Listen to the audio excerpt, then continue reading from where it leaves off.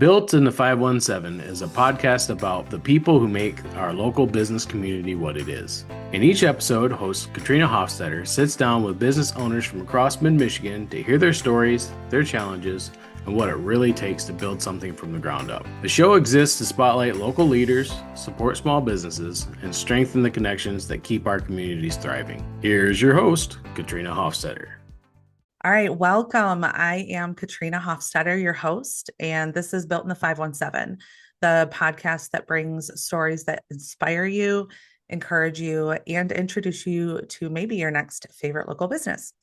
My guest today is Sabrina Adleman, owner of Unearth Your Balance. Thanks for joining me today. Thank you so much for having me. I always like to start out with just talking about your services because not everyone is going to know you and what you do. So can you just share a little bit about the services that you offer? Sure, absolutely. So I currently have an online space for women 45 and older. And the space is to support women building their brains and their bodies with strength and clarity. And in this space, there's short practices that are designed for them. They're not designed for 20-year-olds. They're designed for women that are 45 and older, and they're meant to fit into your life. And I hope that this is a space for them where they can come back to whenever they want to do those practices, and also a space where they can feel seen and supported. Okay. That's my big offer. And I also teach weekly classes locally as well. Okay. I spent a lot of time looking at your website before we, met today, and there were references to like this holistic idea of how we approach things. And I feel like that word gets used a lot. I use it myself, maybe not always knowing what it means at the core. And I'm just curious, can you share what that holistic approach means to you or how you apply that to your services? Absolutely. So for me, when I think about a holistic approach, it's not just about moving your body, but it's about the whole body. So moving your breath, and it's about moving even sometimes your thoughts and your emotions. And as we move our bodies, there's also the benefit to the brain, and moving the blood and the lymph in your body. And so it's kind of this whole thing of not isolating movement just to even one area of your body, but it really affects everything. Wow. Okay. And see, when I've always thought about it, I've thought of, oh, we're not going to just focus on this one thing like exercising. We're going to also focus on our diet and our mental health. So I think maybe I had a little bit more of a broad idea of what it was supposed to mean. But that's really interesting the way that you apply it, because I've looked more recently into breathing exercises. My husband actually bought me a book for Christmas on like breathing while praying and just like the different ways to do that. And I'm a busy person, so taking time to just sit and breathe is not natural for me. Right, right. Ugh. It's Um, hard. it is. It's really hard. And I feel like I'm probably an ideal prospective client for you. Slowing down is not my style. And I'm Mhm. just curious, how would you talk to someone like me who's really stubborn, who feels like they just don't have time to sit and be still and focus on those things? Okay, so yeah, absolutely. I get that a lot. A lot of women that, yeah, they don't have the time, right? We're so busy doing this, that, and the other thing. And so for them, what I would say is sitting down and taking even 10 breaths. It sounds so small, but it makes a big difference, for our bodies, our brains, our mental health. I really emphasize that it doesn't have to be these super long practices, that the really short ones done, regularly, they really do add up and make big changes in our bodies. And so understanding that short practices can be really impactful, but then also figuring out like in your day, where could I attach that to something that I'm already doing? So sometimes I will suggest for people that like when you're brushing your teeth, stand on one leg. You're balancing, focus on the balance, attach it to something that you're already doing. The breath, maybe if you're making your coffee or your tea or something while it's brewing, standing there and taking, 3, 5 deep breaths, trying to anchor it to a practice that you're already doing that you just do every day naturally can make it an easy way to add something in without it feeling like a big overhaul. Yeah. Yeah, that's definitely easy to incorporate in, but I'm imagining that my balance is probably not the greatest as I've gotten older. So I'm going to be brushing my teeth and I'm going to probably fall over, but I'll just explain to my husband, Sabrina told me to do it. It's fine. I told you, just put your hand on the counter, really, because Yeah. it's a skill. Like we all need to practice it. We really do. We really do. Yeah. So I want to go back to the beginning just a little bit. And you told me that you started your business in 2015. Yeah. You have this really nice timeline on your website, and it just shows kind of like where you started, what your motivation was, the growth, and it highlights your knowledge and skills and all of the amazing things that you've done. And I feel like a lot of women can probably connect with you because you've clearly faced health challenges.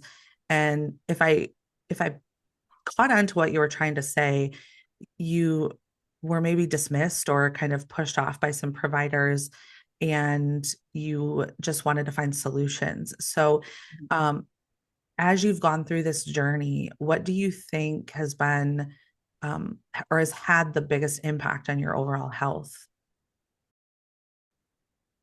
I think for me, remembering that I have a choice, Okay. and the choices, they're not always easy to make, but that when we're told or given the sense that we don't have a choice, that something's just going to happen, it's, that feeling of that not having control, and that feeling of being dismissed is hard. And I think, remembering that there is always something I can do, even the little thing, that I can do that and keep moving forward has really helped me move through some of the challenges that I faced. Okay. I don't know anything about your background from a education perspective, or I did see some information about the Alzheimer's research where you've gotten some certifications there, but I'm wondering, when I have felt kind of dismissed or felt like I wasn't getting answers when it came to my health, it's hard to know where to turn and what to trust. You don't want to, Google everything and WebMD everything. And so I'm just wondering, how did you build the confidence to know, okay, I'm not getting my answers here. I know that there's got to be something out there. So this is what I'm going to explore. How did you feel confident in the information and the research? I think it was a lot of, for me, trial and error, honestly. And it was a lot of trying this and trying that, and not seeing maybe progress right away and getting Okay. frustrated like we all do. But then trying something else. And I hear that a lot from women that, it's overwhelming and you don't know where to turn and there's conflicting Mm-hmm. uh, info out there. And so I hope, with the online membership I have, to give at least a place where you can come to and not feel like you're, second guessing or having to dig through all the research. Mm-hmm. So I think it's just for me, um, listening to the women in my life and my clients and hearing their frustrations and figuring out like there's got to be a better way. There is a better way for them. Yeah. One thing I've noticed as I've gotten into my 40s is, health is changing, and it's, sometimes it feels like, oh, it's too late to do anything about it now. I'm getting into midlife, or I am midlife, who knows? And initially I felt like, oh, I'm not really going to talk about this with other women. This is my own personal battle. But then once I did open up, there are so many women going through, I mean, their own unique issues, but they're also having a lot of common experiences with either being dismissed or feeling like they're getting nowhere, or even that they're going through kind of this trial and error with their providers where it feels like, oh, well, we'll just try this. And there doesn't seem to really be any underlying explanation for why we're trying it. We're just, Mhm. throwing stuff at the wall to see what sticks. Mhm. So I love the idea that you've got this community where you can come and have shared experiences and talk, and just learning from you as well, and being able to have somebody to to share that journey with is invaluable. Yeah. Mhm. I hear this a lot, that, it's hard. They didn't even know these other women were having all these experiences that they're having. It's not talked about. And then once you do, like you find out you're not the only one and you're not the only one. And yeah, it kind of breaks my heart a little bit when I, heard all these stories from women, because we should be talking about this. Yeah. And it's a thing we go through, and we need support, and we can't always find the right support, and we shouldn't feel like after 45 or in our midlife that our brains and bodies are just going to decline, but with the right support, like you won't feel like that. Right. Yeah. There seems to be a lot that you do that's related to movement, like just like whether it's moving to breathe and in and out, or you've got the yoga and the reflexology, all of that's all over your website, and you talk about it a lot. Do you, when you work with women, do you focus just on things like yoga and reflexology, or do you work to try to just incorporate just any movement? Like, I'm just going to go for a walk and that's what it's going to be for right now. Are you looking at it from that perspective where any kind of movement is good that we're going to incorporate in? Absolutely. Okay. Because I think, learning to listen to what our bodies need is really what helps us, to support ourselves and feel well rested and nourished. And sometimes that movement is going for a walk. And I'll talk about like sometimes, getting out for 5 minutes can do the trick. Or sometimes that movement is actually taking a nap, I mean, you're actually resting, and so no, you're not like moving your body, but right. it's what your body might need right then. And so I think learning to listen to what your body is telling you, all these little signals that we might, see and get frustrated with, tension and tightness, brain fog. Well, what is our body telling us? And, Yeah. and so that movement can look very different day to day, Mm-hmm. and person to person.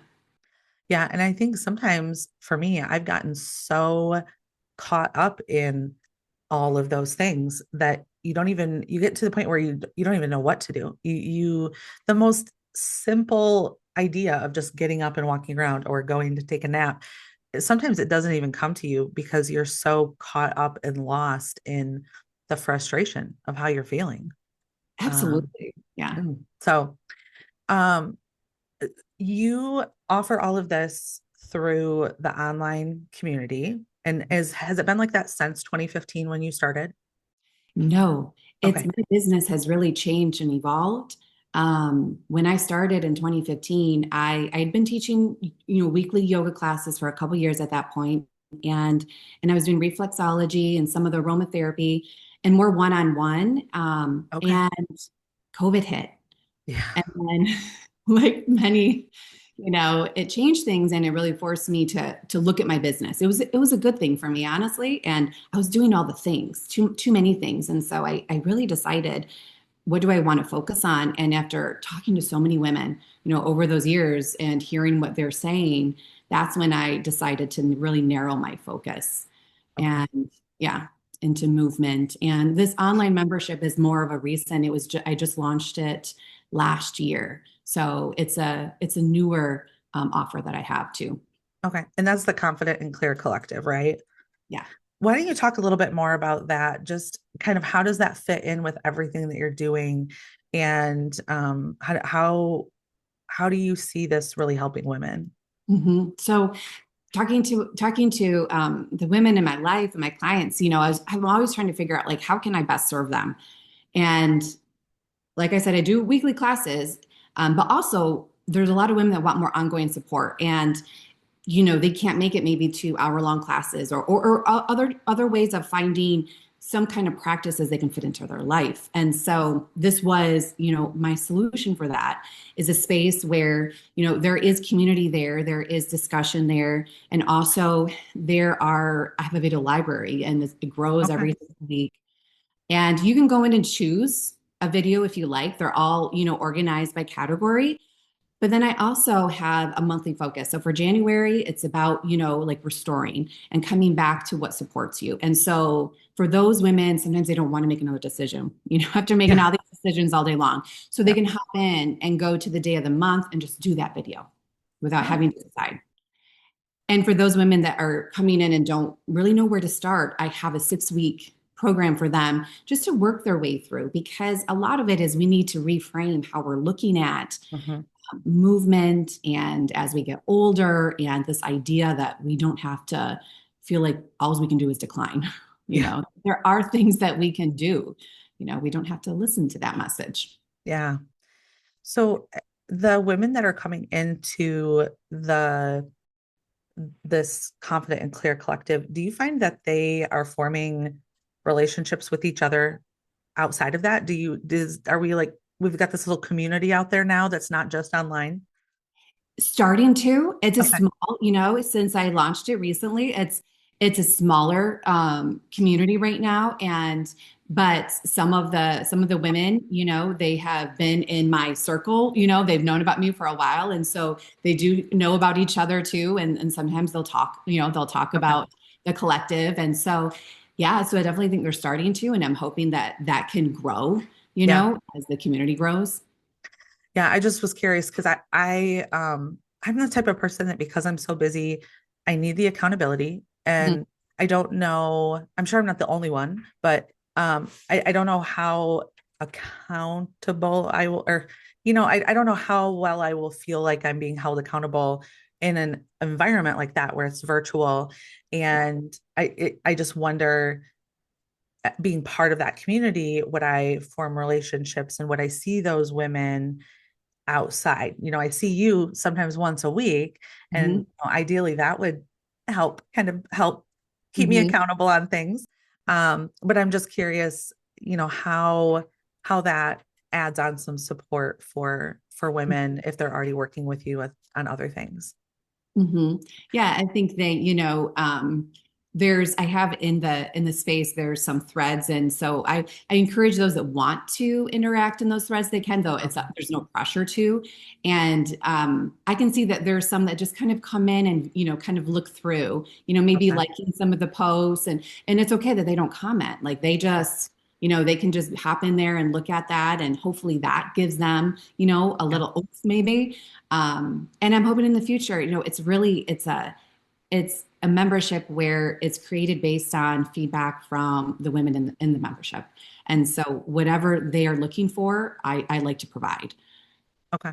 Yeah. And I can see, some people coming in and they're doing what they need. They're getting out of it what they need. And, some people might be more active and, getting involved with things, and that's kind of what they need. So it sounds very, I don't want to say customizable, but kind of, like they can come in and use it the way that they need to, that's going to support them. Yeah. So you mentioned this earlier, you've got your services, and then you've got this collective that we've talked about, but you also mentioned that you do still teach some in-person classes and I think some workshops, and those are in person at the People's Yoga Studio in Rio Town, right? Correct. Yeah. Have you found, I kind of want to switch gears a little bit kind of to the business side of things. Have you found that your time teaching those in-person classes there has helped you to connect or network with other businesses in Rio Town? Yes, absolutely. Yeah, because when I do workshops, then I often like to use maybe products from a local business there just on the street. I like using Soulful Earth Herbals products in my workshops from Kathleen.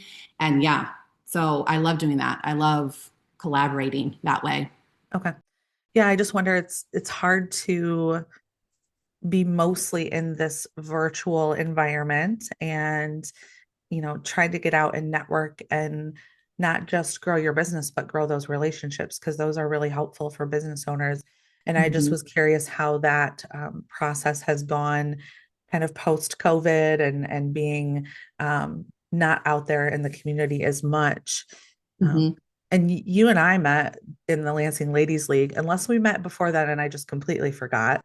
But do you find that those types of groups help you to stay grounded as a business owner? Yeah, they're really nice because, there's networking groups online. It's just not the same for me, at least. I like, the in-person, staying grounded, hearing, about all these other amazing businesses that I can eat, that can, I could even use maybe for this online, my online membership too, some of their resources and share it with my members too. Yeah. So definitely, yeah, I like having the in-person as well. Yeah. I sometimes I can just crave isolation.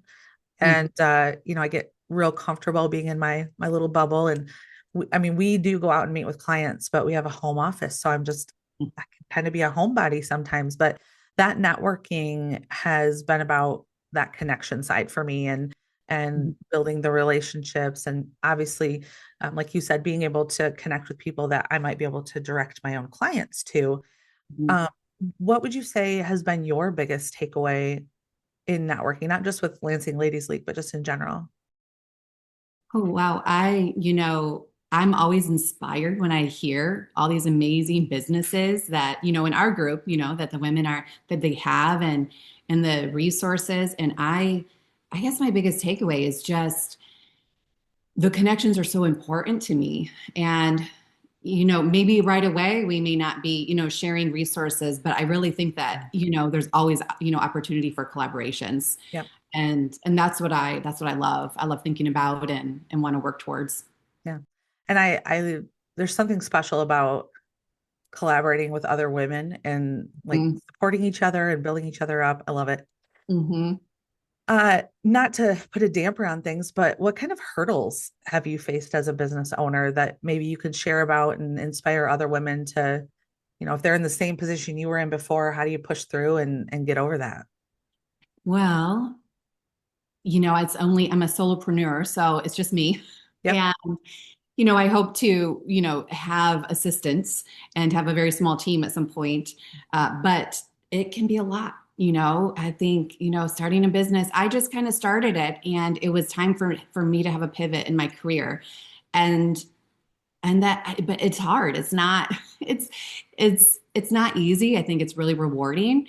And I think that, knowing that your business can evolve and change, like I've pivoted, certainly, and that always listening to, like for me, the women that I like to serve, and how I can help them, and then, changing so I can help them better, is important, and just not giving up, not giving up.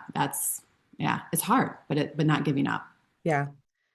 I was there. I mean, we've grown over the years. We've got 3 staff members now, but it is so hard to take that leap of faith and bring someone on and know that maybe you have to invest in them and it's something that you hope to get the return on but then you've got to pay them and that is huge.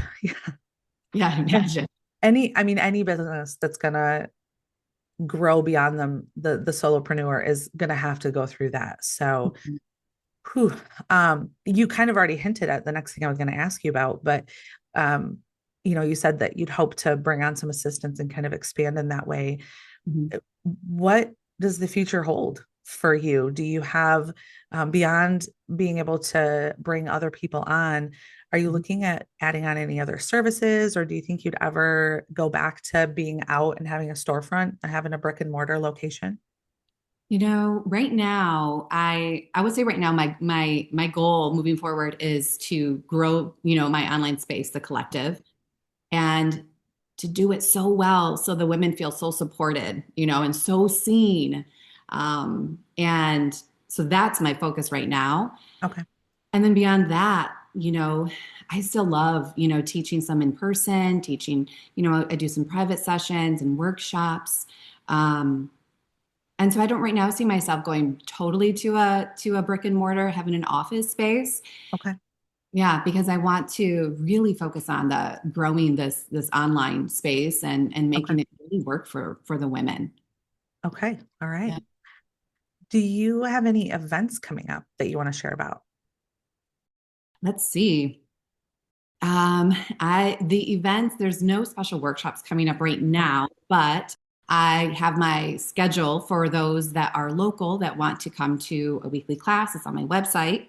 Okay. any workshops that will pop up. I just did a New Year's Day special class. And so any future ones will be shown on the website that they could find the information there. Okay. Do you ever go out and host like private events for people? I'm just thinking, this just popped into my head. We used to do this like women's, sounds silly now, but it was like this women's sleepover for all the sisters at church. And then there was one year where we got up Saturday morning and we all did yoga in the front yard. But we didn't have anybody there teaching us how to do it. We just did it. Some people knew how to do it.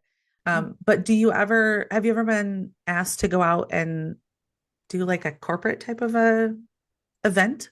Yeah, it wasn't corporate, but it was at a church event similar to that. Not a sleepover, which sounds a lot of fun. But yeah, so there's been a few times where I've done that, where I've been invited to teach a class, a yoga class, or a chair class, even a chair yoga too. Okay. Yeah. And is that still something that you'd be open to offering if people were interested? Yeah, absolutely. Yeah. All right. People can just reach out, through the website to find me. Okay, great. Mm-hmm. So every guest that we've got on the podcast has an opportunity if they want to do a giveaway or some type of promotion for the viewers. So do you want to share what you're going to offer? Yes, absolutely. So if they would like to go to my website, I know the link will be below, but it's at unearthyourbalance.com/brain body support. And there you can sign up to receive 3 short practices for your brain and body. And it's a way to, just experience how I teach, and really just a way to support your body and your brain. Awesome. Thank you so much for offering that. Yeah, you're welcome. Okay. Well, I think we've talked about so much amazing stuff today. We will definitely share all of your information in the caption for the video. I just want to thank you again for joining me. This has been very eye-opening. I'm sure the viewers will love it too, but just for me personally, I'm very interested in learning more about these services. So thank you. Well, thank you for having me. I appreciate it. If you're watching and you'd like to be a guest on the podcast, or you'd like to nominate another business, you can email beth@cornerstonelegalpllc.com. Thank you all for watching. Thanks for joining us for this episode of Built in the 517. Please subscribe to our YouTube channel today and support local businesses in the 517 and hear more inspiring stories.